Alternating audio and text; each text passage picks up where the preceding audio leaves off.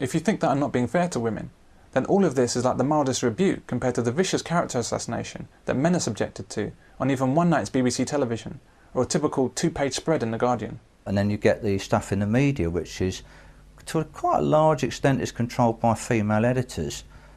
Because again, with the EOC, you had women into journalism. So of course you had vast numbers. I mean, one of our members is a journalist, a freelance, and he said nearly all the editors where he works are all female, and all they want in their newspapers is male hate. So for the last 20 or 30 years, all we've had in the newspapers is article after article after article describing men as useless, pathetic. We're worse at almost anything you could think of from A to Z. What's going on here? Men thought this was equality, so they sat back and let it all happen, and then suddenly realised that they were being shafted.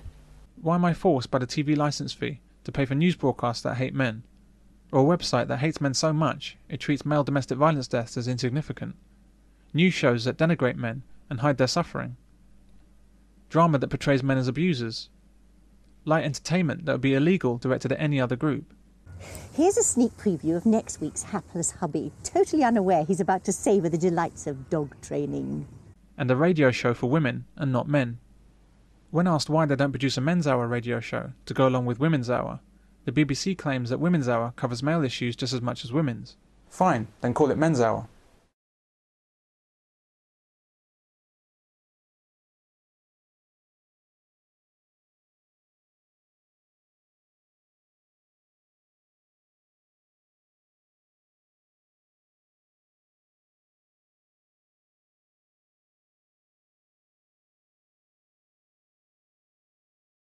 Here's my alternative BBC schedule. A schedule where women take the place of men, just for once.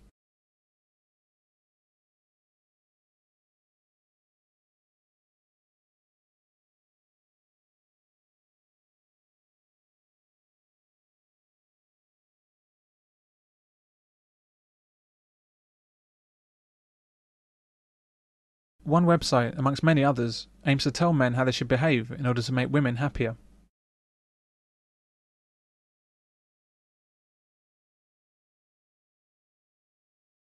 So as I've asked before, how do the typical images of men on our screens condition our society to treat men?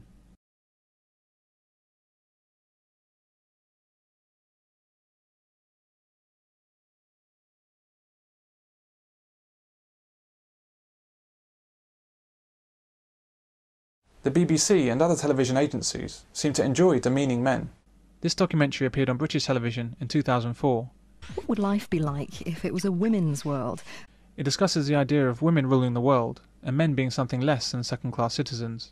There's a minority of men who just don't fit in to society in one way or another.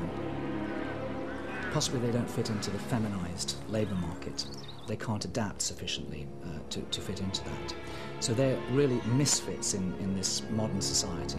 In 2020, society expects modern man to adapt to its feminine values of sensitivity and compliance. The fighting, hunting male has gone underground. It's just one of the insidious techniques of feminism to blame men for their own troubles, while simultaneously blaming men for women's troubles as well. If a man doesn't fit in the workplace, he's a misfit who can't adapt. But if a woman can't fit in, there's still huge institutional gender discrimination against women. Well, it's oppression, it's patriarchy, it's a male-dominated world, and it's even institutional sexism.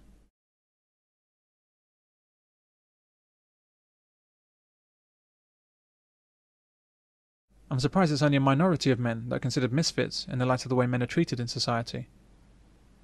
Rather than men's inability to adapt, the exact opposite is true.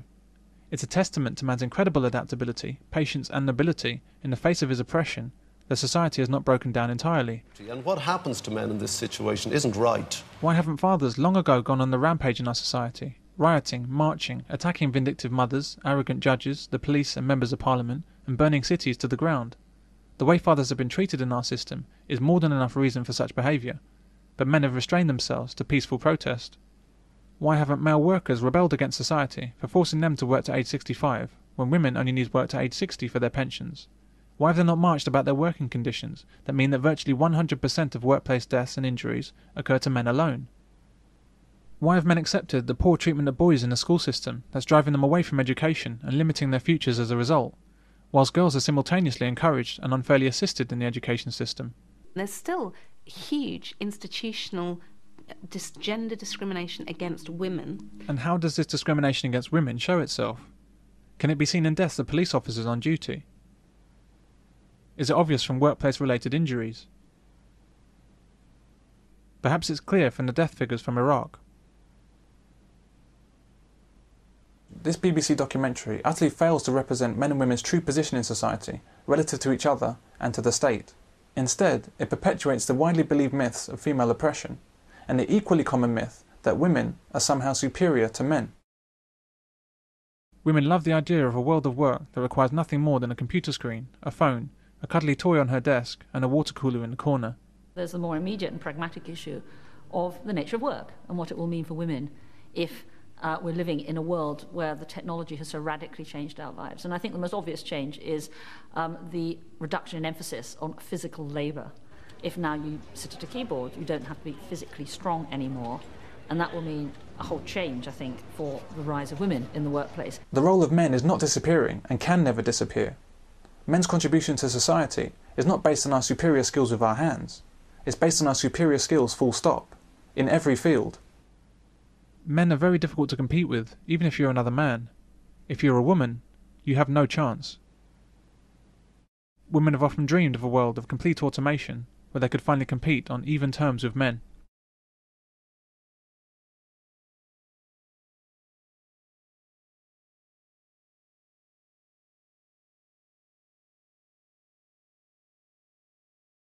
But women have failed to see the obvious. Even if such a dream were possible, it's only men that could ever bring it about, and only men that could fix it when it broke. Organisations need women because the whole structure of organisations is changing. The kind of bureaucracy, the hierarchies that used to run industrial capitalism are no longer appropriate in a very rapidly changing global economy. Women have become dissociated from what real work means.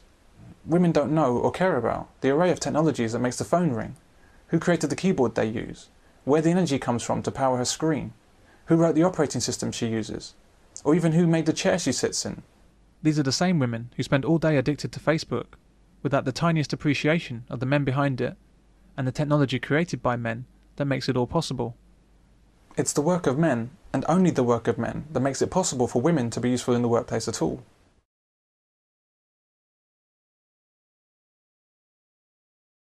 The nastiest of the many nasty ideas prevalent in this BBC-sponsored film is that women are fundamentally better than men. We can screen and select an embryo for propensity to disease, IQ, gender, obviously. I think I'd like a go. Of course. The documentary even goes as far as to gleefully ponder the complete extinction of men. The difference between men and women lies in the chromosomes. Whereas women possess 2 X-shaped sex chromosomes, men possess 1 X and 1 little Y-shaped chromosome. Apart from its role in determining maleness, the Y chromosome appears to be genetically inactive. 3 times shorter than the X, and possessing only a few dozen genes compared to the 15,000 carried by the X, the Y chromosome is slowly decaying. Despite what women might tell themselves, that little Y-shaped chromosome makes the world go round.